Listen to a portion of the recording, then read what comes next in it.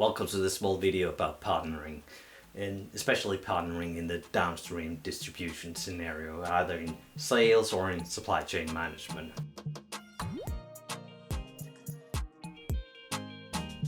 This small video I'll be talking about the process, and it's a four-step process, but let's take a look at it. It starts with the recruitment. The recruitment is where we find the right partner. We look at different places. Then we develop them. We make sure that they create the value that we expect from the partnership. Then we have developed them. We move into the retaining phase. The retaining phase where we adapt, adjust so that we get the full strategic value out of it on a continuous basis. And on the last stage we retire because, well, nothing lasts forever. But let's look a little bit deeper into these four phases. The recruitment phase.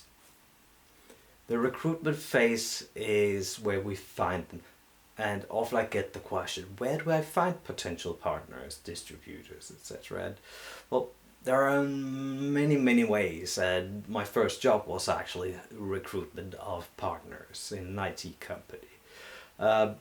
Classic ways is attending exhibitions where your competitors is hosting, or suppliers are hosting, or different customers depending on what industry you're in.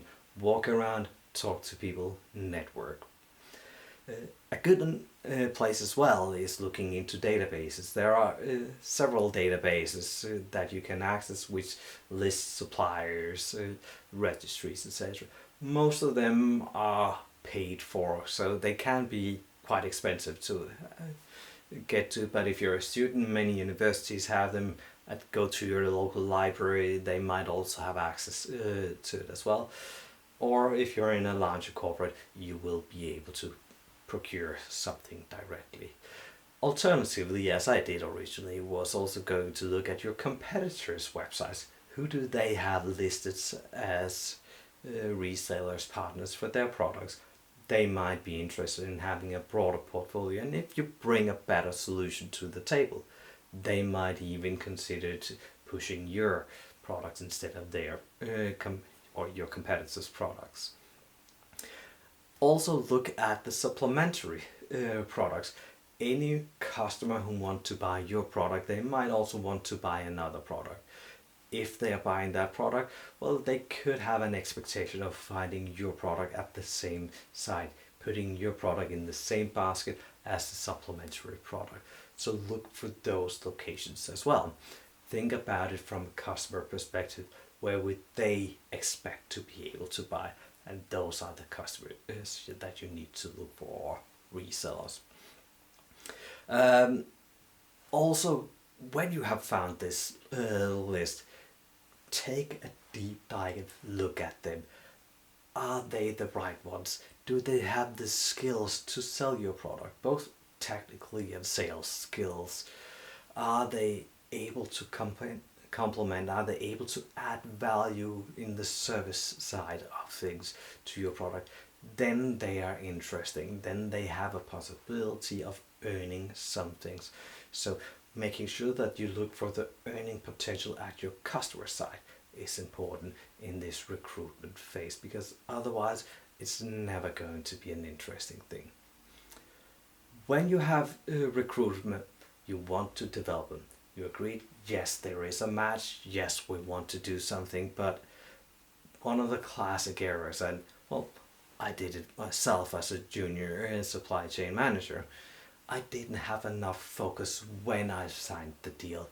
When you sign the deal, you need to make sure that they are having a unique value, that they feel unique, that they feel cared about.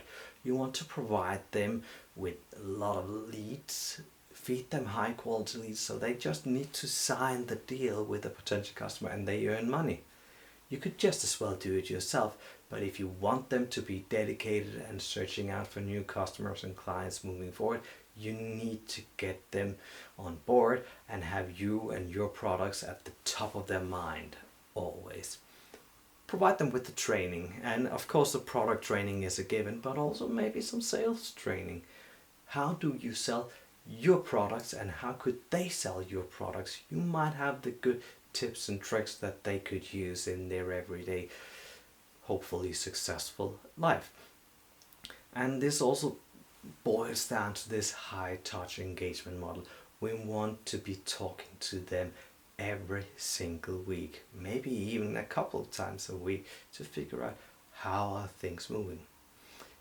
If you are doing that, there is a good possibility that you will be moving into the retaining phase. In the retaining phase, they are the good partner that you were looking for. They are making business. This is where you put things into a little bit more structure. In the development phase, you are making sure that, hey, we need to figure everything out, and if you need this, I will provide that. In the retaining, we put structure on it and we lower the engagement. You need to have time to develop new partners. Here's the financial incentives, which are really important. Account protection, meaning that if they have contacted a potential customer, it's their customer. You don't give it to someone else. I'll tell long stories about that another time. Have a strong channel model. It leads back to what I said before about developing and providing high quality leads. If they feel that you are skimming the best customers for yourself and letting them deal with the bad ones, they will leave you, or at least they will not be providing sales for you. Also have the dedicated channel team, someone that they can call on every day, all day. You need to be available and there for them. Do they have a difficult customer? They need to be able to get support right away, also above what a regular customer would get. Marketing support and funding. A lot of partners don't have internal funding to promote your product, so you will have to provide it for them. And lastly, an IT portal with assets, logos, case stories, texts describing the different things. Everything should be readily available for them to grab at any time.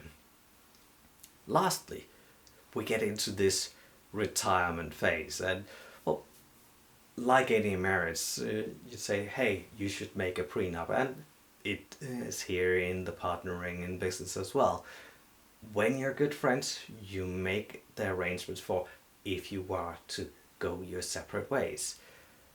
One of the classic things to not do is making sure you have customer protection, confidentiality, and those kind of things sorted out.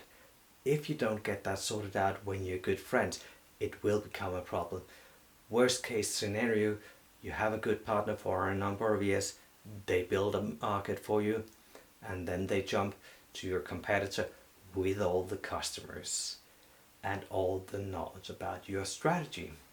You don't want that information to go out and become public knowledge.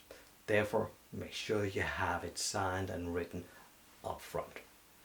Alright, that was the small presentation about how to get your partner management done. It's a very quick one, but I'll get into more details another time.